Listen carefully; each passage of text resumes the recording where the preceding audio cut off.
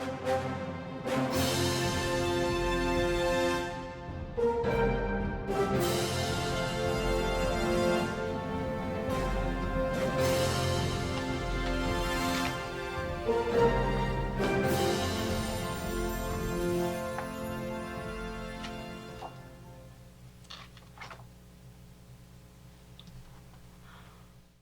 a minute, wait a minute, wait a minute. Hello there, it's Pradichaya. It seems like I keep coming on to the screen in front of me. Oh my goodness, you don't know that story, but I will share with you a little bit of what happened. This is my third recording. The first one I recorded really late, about midnight last night.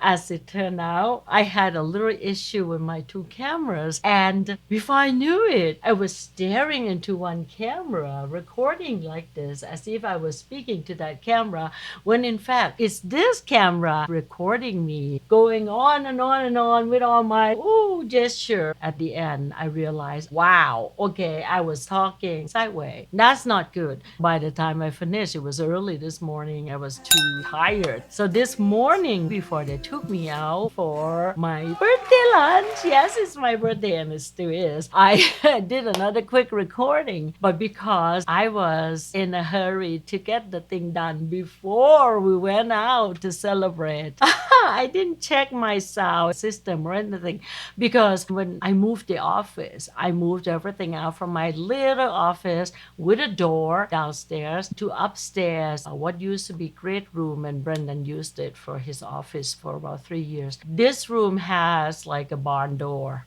There's no real wall or anything because it wasn't designed to have a wall. It's a family room until Brendan came. So I traded the size for the door. Brendan is so happy right now in his little room downstairs that used to belong to me because he has a door. He said, "You have no idea how much I appreciate this." Good. At the same time, I enjoy the whole big room. I recorded about 11:30 today. I wanted you to see this recording before my birthday is over. It recorded all right, but there was no sound. I forgot to check the sound input. So that was a very quiet moment.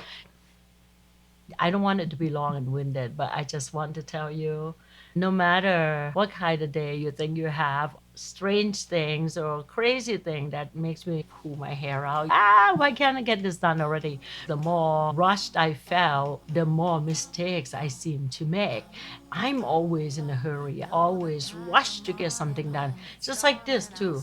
My goodness. For those of you who know me, you haven't seen me for a long time. It could be up to 6 months by now. I'm sorry that I didn't connect with you sooner. I've been bearing myself with work, and it's the kind of work that it's like one of those things you have to get done and maintain consistently. At the same time, you have to split yourself and try to be everyone else everywhere. Nothing is happening. I miss being out there with you, talking to you, getting to know more people. I miss talking about cook like a Thai. Every day-to-day task is just impossible for me to keep up. I'm not going to make a resolution for this upcoming year, but I will finally get around to looking for some help. I'm going to get some help. So hopefully things will go more smoothly than before. And with people taking care of things behind the scene, I can be upfront and do my thing, do the thing that I do, which is, it's not just about Thai cooking, you see. It's about all these things that can't wait to be released from inside of me. It's about being Thai, the Thai who, I don't know what to say. I mean, you can tell that I'm not a spring chicken, I'm way beyond that. And guess how old I am now? There won't be any prize, so I may as well tell you I turned 61 today, November 28th. Yes, and I put the date on it because I really want to put this video out and make sure you see it this November 28th, 2025, not next November 28th. Chances are you will see it before that, way before, because I'm so determined to get this done. This is my third video, 3 times a charm. But you know what? Any time's a charm for me. Some people may call it failure after failure, and failure is something I call earning my experience, gaining my skill. The more I do, the better I know. And trying to make things happen only strengthens me. So it doesn't matter. Hey, video fail at midnight, laugh it off. I'm bringing this up because life is not always beautiful roses and glitter on the path, right? You all know that, we all know that, but have we really experienced things that make us think about it, make us reflect on who we are, and it's like, what's the right word? I can't find English or Thai word to match what I want to express to you right now. But hey, everything will pass. Life will go on. Good, bad, ugly. You're gonna know that in a lifetime, you're gonna see it all. It's gonna come to you in all shapes or forms. And it will pass. It really will. The trick is, how do we get through all these little things or big things without falling apart? Or if we do fall apart, it's okay. How do we pick ourselves up again? What I'm trying to get to is, I've been living this long, and hopefully long, more, much longer. See, I told you I can't talk. It must be the sashimi. Having lived for this long, and I still have a long life ahead of me. Hey, bring it on, baby. Because I always smile and say, all right, this is a good one. And now I know if I don't like it, I will do better. I will do it differently. So it will result in something different, something new, something better. And I will learn more and more with every good, bad, ugly. Being a Thai person in a non-Thai community, and especially the one who knows so much, who understands so well the way of Thai and how Thai people think. The fact that I'm so aware of the cultural differences, living the Thai way in America, gets me to understand and utilize the best of everything. I take the best of both worlds. And that's what I'm doing even in my kitchen when I cook Thai food. Not only my experience was, something flashed on my lap. Gosh, that's annoying. Let me see. Not only my experience was about living in Thailand, buying original ingredients and cook wonderful dishes. I do the same thing here in my kitchen in Las Vegas. Today is not like 10,000 years ago when I first came here. When my parents dropped me off in America to go to school, they bought a house and they would come and stay with me every other month. Each time they stay for about a month before they went back to work, and they would come back again. Before I knew it, I didn't even have time to breathe. They show up again. Being a 14-year-old attending high school, being among peers, all the pressure I got from people around me, the different mindset and the setting made me a little uneasy. But before I knew it, I adapted. I even got friends' parents asking me what Thai food was all about, tell me about Thailand. They were really curious. So I was always in that position of helping people get to know Thailand. Some people would ask me if I live in a hut, and I said, no, I don't live in a hut.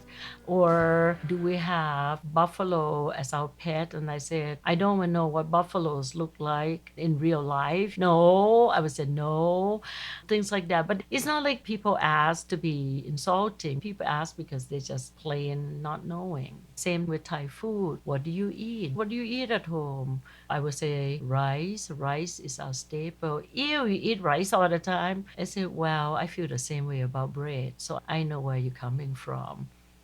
Yeah, I was a kid and I said that because, yeah, that was how I felt. I came over here, everywhere was bread, and butter, and milk and cream. Oh my gosh, the food was so rich and heavy. And to me, who came from a place where we got lots of herbs and vegetables, we use a third of the amount of meat that we, us over here, put in our cooking, in our dish. It took me a long time to understand that. But it was a good thing because then I understood why people were so curious about Thai food. Because it's something so far far, far away.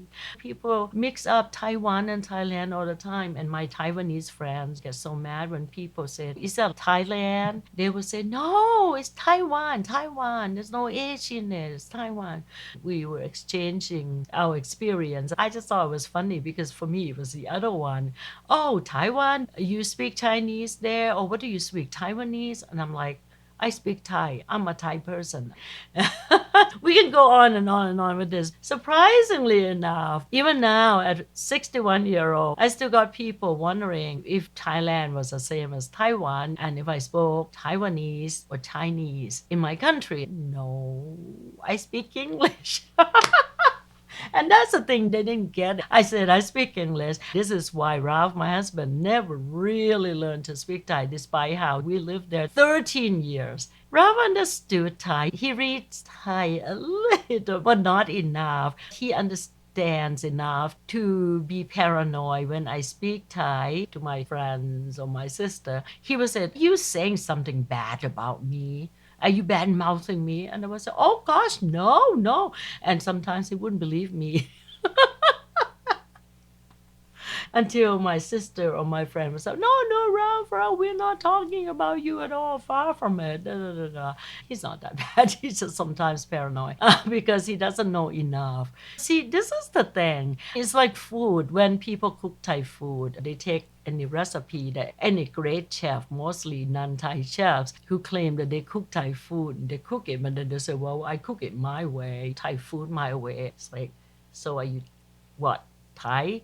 What are you doing to my food? It's my food. I won't say spaghetti is my food or pizza or hamburger, that's my food. No, but Thai food, you talk Thai curry, you talk green curry, that's my food. Some people just learn from that, and I'm so disappointed because it just doesn't serve Thai food any justice when they do that. Then they're curious, why don't you like it?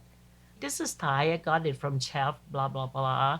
And I would say, "Well, in your definition, through their definition, this is Thai food.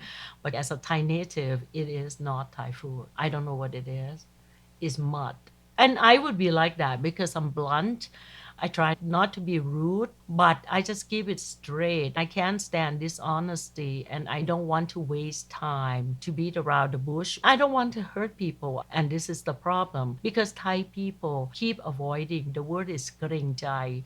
They don't want to hurt anyone's feelings and ego. Let's put it this way. So they will say, "Oh, oh, oh, it's okay. Yeah, yeah, yeah, yeah, sure, it's Thai." They would be like that. It's not like they're being two-faced. They could be deceitful, but it's not a bad way because they try to avoid conflicts. Thai people would avoid conflicts. I would avoid conflicts, but at the same time, there's this part of me that really cannot stand when I know through my vein that this is wrong or this is right. Don't even start talking about right in whose definition because this is my definition and I have truths to back up for that. Because I am Thai, I know Thai. I am a true Thai, so I know it. This is the truth, my truth. Yay, hey, okay? Yeah. Wow, I can't believe I'm talking like this. I hope you're not mad at me yet. But if you are, it's all right. It's all right. I understand.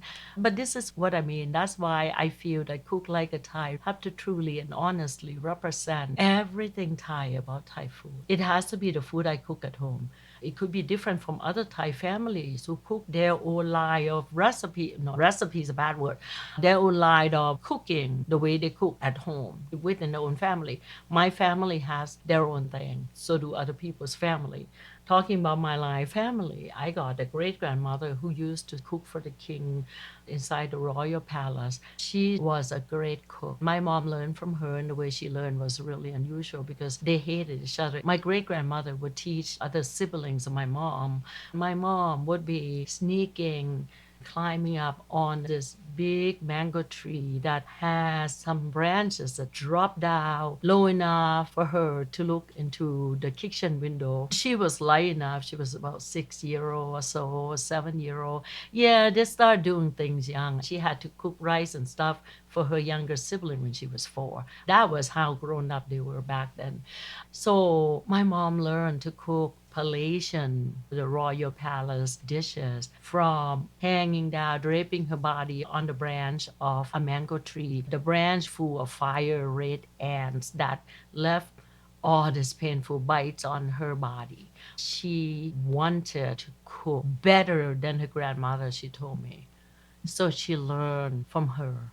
She absorbed everything and she started to try it out. She honed her skill throughout her life. I don't think that by the time she was an adult, she would want to get her revenge anymore. But I think she did it from pure love of cooking. She loved Thai food. I was the edge between the old Thai way and the modern world of my parents who stood up and started an informal revolution for the women to stop being the slaves. I have to use that word because back then it's like that in Thailand, being in the back of the kitchen, cooking, serving the husband, even the husband's family, especially the mother-in-laws, who could be really nasty as hell.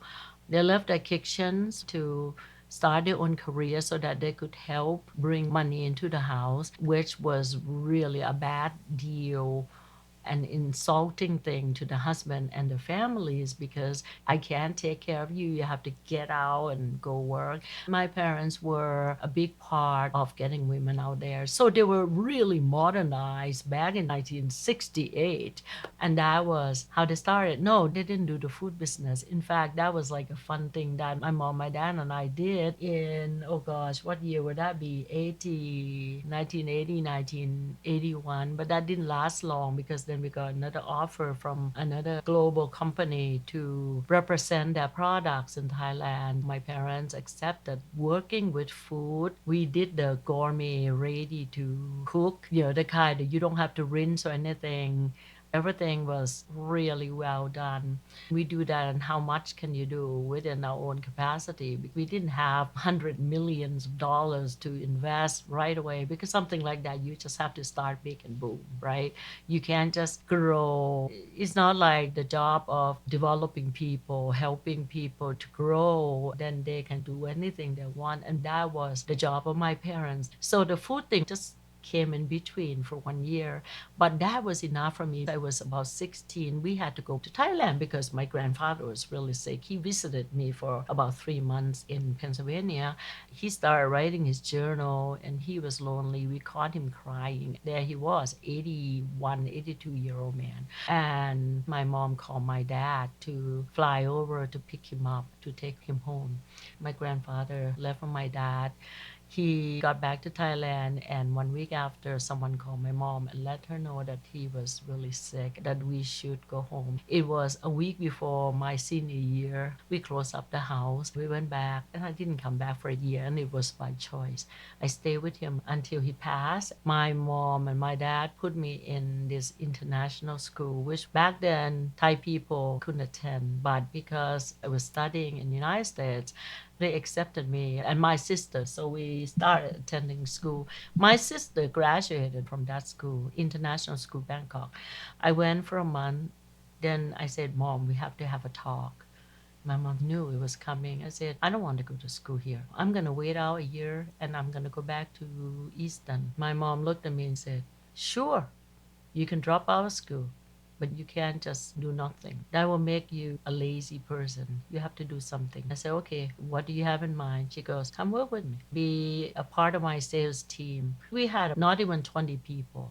And that was how we started our food business. So can you imagine going door to door? We made six-figure sales a month. That wasn't bad. I was happy doing it, but there I also saw so much of the problem behind the scene, the dishonesty among the workers. Gosh, they stole red meat, seafood, equipment, tools, knives, things like that. Oh, God. That was a part I could live without until the global company approached my parents. They tested the product for a year. They decided that it was good for them to represent. So my parents started that, and that was a wonderful product. So anyway, that was my food part. But then after that, I dabbled into restaurant partnerships, 3 of them. And before I left Thailand, I joined a partnership with my uncle and exported live soft shell crab to Japan Thailand who was the middleman to export to Boston. Whenever there was overflow, my uncle said to me, "Okay, partner, sell."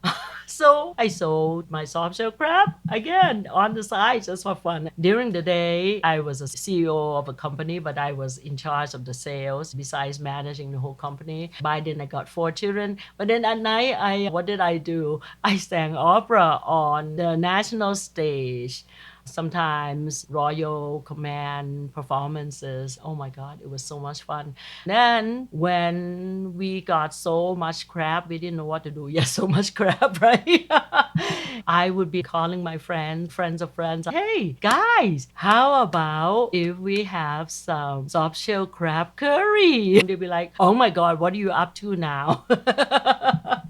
And I would sell them my soft shell crab, and I was so proud because, oh man, so good. So yeah, food is really in my blood as well as everything else. And of course, I was also adjunct professor at 2 universities teaching voice. I did that for a few years. I broke one car because the road was nasty going to the one place. Bought another car. Oh, it was fun. Did they pay me well? Oh no, but it was fun, and it was singing, well, teaching, and that was an awakening. It was then I realized that I taught salespeople all the time how to sell, how to present our products, and what to say when there's some difficult customers. But when I went to these college students, I taught singing, I taught opera, and end up teaching everyone the same thing, no matter which subject I was teaching. That is, teach them to maximize whatever they have in them, their own talent, ability. If they think they cap everything, even at a young age, they think this is the best they could do. But I taught them to realize that there's much more to it, but you have to find a way to open yourself up for all these goodies to come out. And basically, that's what I do with Cook Like a Thai. I want everyone to be better than good, to be better than they were, just so the person can be happy, can live a fulfilling life, and not being afraid to go after what they really were born to do, because they're always that in us. It's just some of us never get there. So when it comes, I'm gonna switch camera. Whoops. Can you see this? Okay. So when it comes to Thai cooking, I don't teach you, oh, you put in 1 cup of fish sauce and half a cup of sugar. I don't do that. It doesn't make sense to me to tell someone to do that without having them understand first what the heck it is that they are about to do and why things got to be the way they are. Why does this dish have to be more savory than sweet? Why is it that we don't put ginger in curry? There are always reasons behind everything. With Thai food especially, every bite makes sense. Every bite has to be something spectacular, like an explosion, implosion in your mouth. It would just go boom, just like that. Almost doesn't matter which dish, because when we eat, we have a table full of food. This is Pad Keemao noodle, drunken noodle that's supposed to be super hot. But lately, you go to street food or the restaurant that has Pad Keemao on their menu, is so sickly sweet. I just want to die. Sickly sweet, and the spice level 1 to 20. Are you kidding me? It's not about heat and then calm down with the sweet. It's not dessert with chili, you know. It's not. But they somehow managed to ruin it. This is not original Thai. This is only 60, 70 year old. It's not 150 year old like most dishes, like curry or other divide dishes that chances are you would hardly ever get to taste, not because it's highly, but because it's so hard to find somebody who knows, who really understand them and able to teach them to you. In the background, that's happened to be a pad kaprao, but you see that green? You probably can't see clearly because the focus was on the front dish. That's kaprao. That's how much I put in there. Have you order kaprao at restaurant? Pad kaprao mu, pad kaprao mu sap, pad kaprao anything. And they have all this strange protein that they offer you in pad kaprao that makes me gasp 10,000 times. So this book, I created, I wrote it, I published it, lay out everything. It's a book about stories. It's my story because food comes to me through all these stories. Without these people that help me build my story, I wouldn't be able to cook. In fact, I wouldn't be able to do a lot of anything. And it's really a part of who I am. This is my own artwork, one of many. I dabble in photo arts for a while. I would take pictures and I would do layer and layer and layers of art, and I used real pictures. These are my ancient bowls, the chicken bowls I call. I used to have an art website, but that's no longer there because I can't do everything. There we go. I'm gonna move this over. That's gaprao. And I can tell you now, a quote from there, no two great dishes should taste the same. Not only that they should not taste the same, they should not look the same. You're going to have the basic ingredients across the board when you order from the menu at any time. You're going to see broccoli, yellow, red pepper or green pepper, onion, baby corn. Let me think, carrots. Oh, God, carrot, carrot, carrot in Thai food. I'm dying. Well, yeah, me and carrot, we don't like each other. I like to eat them raw and I like to use them as a side vegetable for my dipping sauces, and I make great ones. Yeah, well, stick around long enough. You may want to learn from me. This is my finished products. My family said, Mom, write another cookbook. Why? Because I want to eat great dishes every day. My filler, I call them filler of vegetable if you must, because sometimes it's hard to find kapow, so you can use them only sparingly. But I will show you ways of getting kapow and how you do it out of season and how you do it if you live in small town. There's no Asian store. I hear complaints from my friends. When I visit them, I will tell them how to get their own Thai ingredients. So these are the plants, kapow plants. You will learn the differences between them. I talk about other things because really, you are learning about Thai cooking through my stories, and it's the only way I can teach you. I can't pick somebody else's story to teach you because that is not mine, and my experience with that wouldn't be hands on, would it? But this way, you get it directly from me. I've done all this. And let me tell you, I'm not a chef, not by profession. Now that I publish a book, gosh, am I officially author? I don't know. I call myself that. I like it. Let me just ride on my high horse for a while. Look at the amount of kaprao I use. Oh, hello. Come on. Focus, baby. Focus. There we go. See, I do it differently and I show you different ways. And my goodness, have you seen eggs fried this way? This is the Thai way. Crispy. Oh, nam pla prik. You will learn a lot of things. How can I not talk about the little story behind every scene? This is why my book is 174 pages. I had to stop myself there. It could very well go into 250 pages, but I pull myself back because it will be heavy. This is 1 pound. And this is soft cover. The hard cover is gone. I have 5 left and I'm keeping them for keepsake. And who knows? I got 4 children, so maybe they each want one. I have no idea. My teddy bear. Okay, so we're talking about Pat Keemao now. You can tell drunken person. Oh, this version doesn't have a person. In the updated version, have it. You know, and the thing is, my mom was my mentor. I learned so much from her. Not that she sat down and taught me, but she perked up my curiosity. She taught me to use all my senses. She said that's the most important thing in Thai cooking or in anything you do. You learn this from me. Not only will you know how to cook, but you will also know how to go through your life more intelligently. Yeah, that's my mom. Oh, she never cooked for me. She never showed me by cooking, but she made me do my own thing. She let me fail. That's my husband. I had to do everything wrong before I got everything right. Don't worry, I'm not gonna do that to you. But at the same time, don't be upset if the first time you try something at this caliber, and I'm not saying that I'm so highly comparing to everyone, but I'm saying you probably have not experienced cooking Thai food, learning it from someone who doesn't give you exact measurement, but will get you to see how to maximize the use of the ingredients you already have in your house, and with only adding a couple more to cooking the dish that you can make Thai. You will learn and grow into it. That's the thing that will make it more interesting to you, I hope. I'm not just a cookbook writer. I don't know how to do that.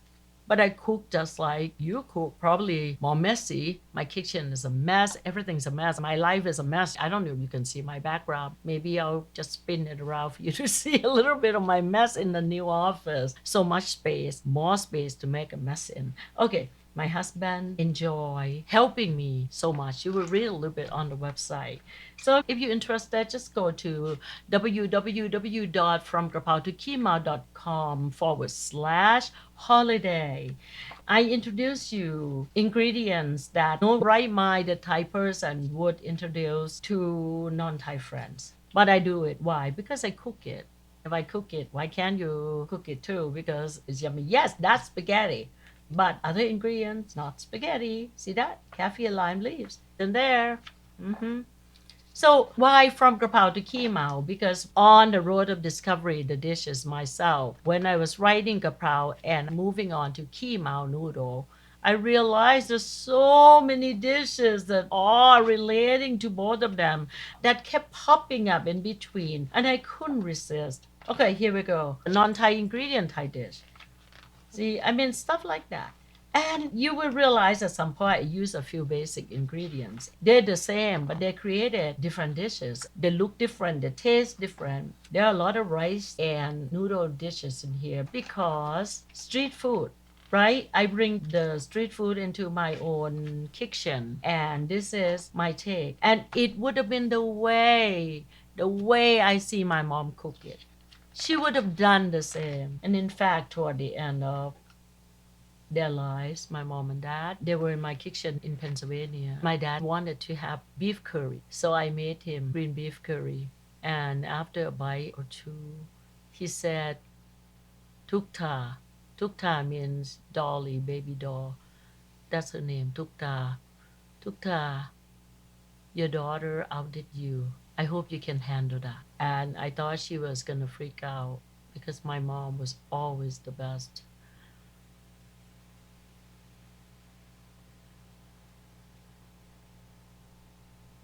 She said, "You're right." And she turned to me, she said, Fair, you are a better cook than I could ever be. And yeah, I miss her. I miss her. You know, my mom hardly ever gave me compliments because she believed that if she gave me too much, I would get spoiled.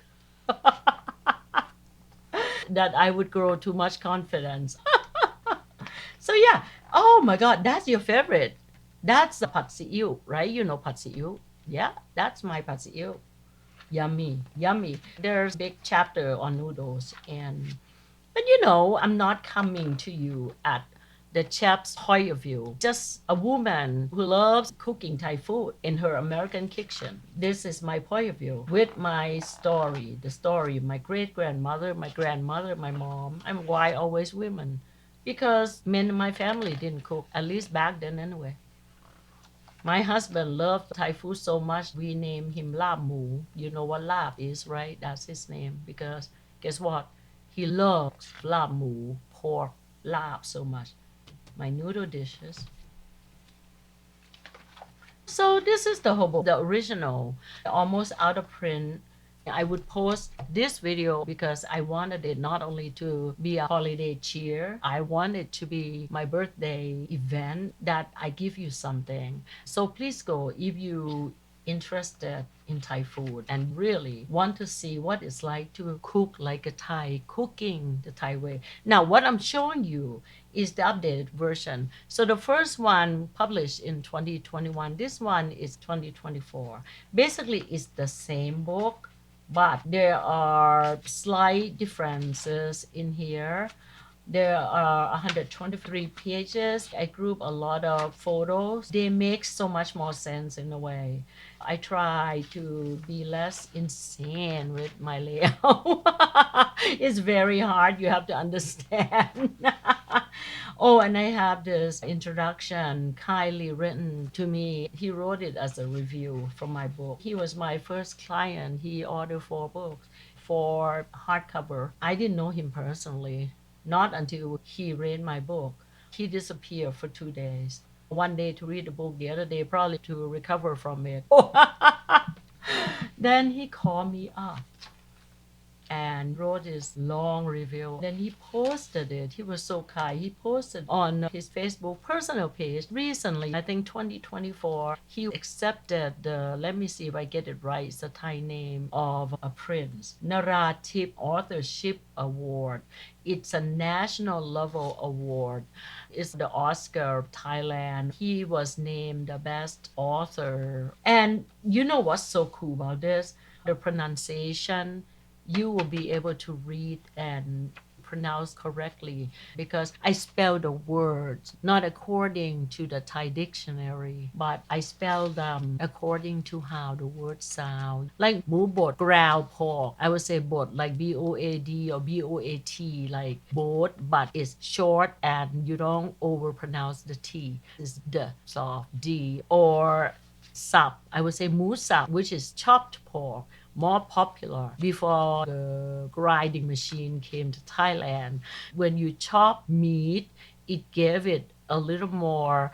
I call it the bounce ability because it has that flexibility. You know how when you eat Chinese meatball, the bounce like that? When you sup the pork, your pork would have that bounciness. You don't have to use any chemical to make it bouncy unless you want to turn it into the Chinese type of meatballs and that you want to bounce. The harder it bounces, the better it is, I guess. It's fun as a kid eating it. I love it because it's like, I bounce it. And my mom said, no. So this is my compact version, but more updated. I had so much fun with my photos. But I didn't dress up these photos. If they're ugly because they are, and they're so ugly, they are beautiful. It is what it is. If I'm gonna glue together and make them look like they pile up sky high and big, beautiful, how do you eat that? I show you the dark side. There always dark side to everything because when there's light, there is always darkness. I don't just pick all the pretty things. Same like sometimes I wear makeup, sometimes I don't.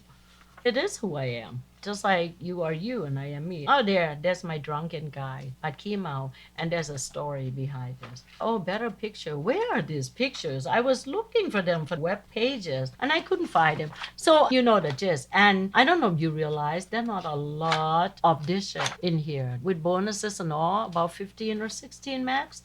Because again, I couldn't pack them all in. But the point is, you learn to cook like a Thai. You get from Gaprow to Keemao and recipes in between. Not because you want 750 recipes, but because you want to cook Thai food. You want to understand it so you can cook it the way Thai people do. Oh yeah, I told you this before, but my artwork. These are my artwork. This happened along the Klong, which is a small canal to the big Grand Chopper temples and houses and stuff. I took pictures of this, turned them into photo arts. See long tail boat. If you go to Thailand, please do a long tail boat along the canal. I have a story with canals. I call myself a canal kid because I live on the other side of the city, on the left side of Bangkok. The main city is on the right side. My house would be on one side, the school's on the other side. But my dad never took me on a boat across the big Chao Phraya because it's scary. He always fought traffic every morning to drop me off at school. I miss that house. A big orchard, fruits, flowers, everything smell wonderful. Okay, I'm just gonna get back to normal screen. Oh my God, I'm hungry. Are you hungry? I just had all you can eat sushi, but I have to tell you, it always comes back to Thai food.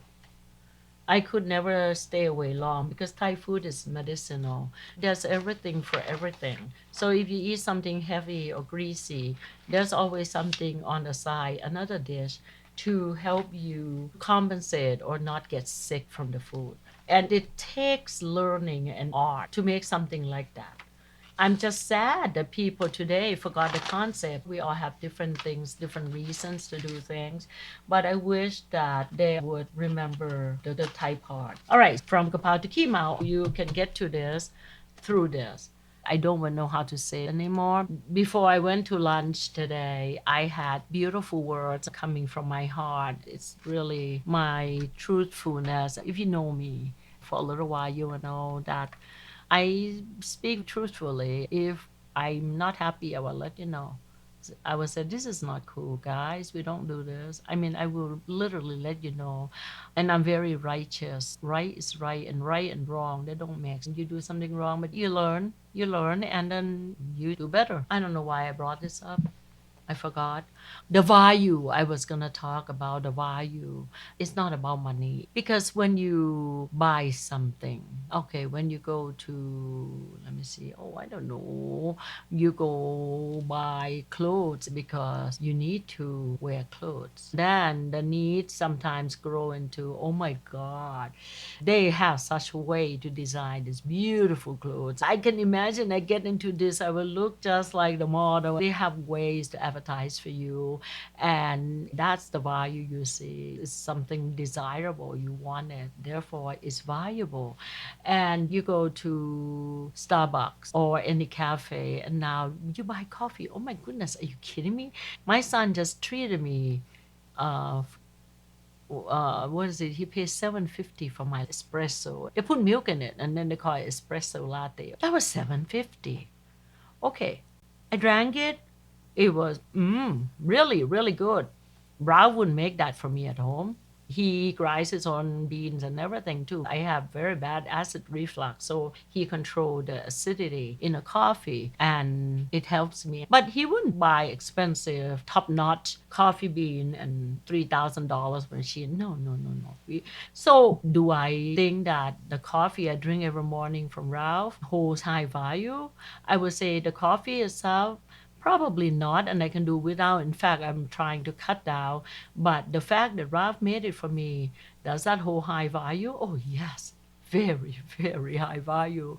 And I appreciate just every drop of sweat that didn't go into coffee. Thank God. I appreciate everything from buying the beans and roasting it, grinding it for me. But comparing to that 750, that taste is so good. So good, but I probably have a hard time falling asleep tonight. That's why I'm still sitting here. Last night I went to bed at 3. It's probably coffee from outside also. So is that valuable to me, that 750? No, it's expensive. Everyone has personal taste, and it depends on the situation. I just hope that you think what you will get from me would be something of value to you. I want to be able to do some good for you, for everyone. And it's cooked like a Thai, but really, I want you to be open for all things new. Well, all the good things, right? Because you have to have your own hunch. You're not going to jump into something that you think is suspicious, right? This is not anything like that. And to me, I grew from it so much. My mom taught me to use my senses in my cooking and in life. And she taught me through the cooking. I learned from that. She made me promise that I can do anything I want, flip the food upside down, do anything, be creative, invent anything I want, because she realized I would be leading my life away from Thailand. She said, but one thing, whatever you do, don't change the Thai character, the Thai-ness. She said the Thai-ness is not a word, and I use it to Thai food must remain Thai, must remain Thai. And I hold her words so close to my heart. Yes, a lot of it because she's my mom and I love her very much, and she said, but it's also a lot of how I see that it's true that Thai food would only be valuable when it remains Thai. When Thai food remains Thai, then it's so worth investing your mind, yourself, everything into it. And the big issue that I never got around to, but I'm gonna make it like really short, is it's so freaking healthy. So healthy. You eat the Thai way, the right way, the true Thai way. It is healthy. It will cut down your cholesterol, all the food related conditions that make you suffer and spend so much money through your insurance company for doctor visit, for medicine you take, for the Ozempic, for metformin, for the hypo, whatever thing. I have everything under the sun. But the food earlier when I was young didn't help. Only when I started cooking more like a Thai and using more Thai ingredients, mostly grown here in America, California, in Florida. That's when I could take more control of what I put in my mouth. There are a lot of leaves, a lot of things that bring down certain things like sugar, but I'm not gonna say use this in place of your high blood pressure medicine. No, I'm just saying that it's less harmful to you. And plus the fact that I don't use powder, I don't use bottles other than oyster sauce and nampla. And even oyster sauce, I use it sparingly. And nampla, I found a brand now that only use fish and salt without MSG, without preservative, nothing at all. And it's so expensive, but it's so worth it. It's so valuable. So I really hope that From Gaprow to Keemao and recipes in between will become your not expensive and absolutely worth it for you. And that my teaching will hold some value for you, that it will be enough for you to want to join me in Cook Like a Thai and join our community, because everyone who buys the book, oh, this is digital, by the way. Sorry, download that you can have in your pocket with you for those who like to scroll and cook with just the phone as your help. For me, I like the grease drop, but I stopped bringing this to my stove anymore. I take good care of it now, except for a few stains that I accidentally made earlier this year. I put that on my shelf. That's why I had this print, only a few bucks. And I don't care if it's smelly and ugly from all the oil or some sauce or turmeric all over it and turn it all yellow. I just get a new one printed. Whether you get just this or take this wonderful opportunity to have both, I will put you in Cook Like a Thai community.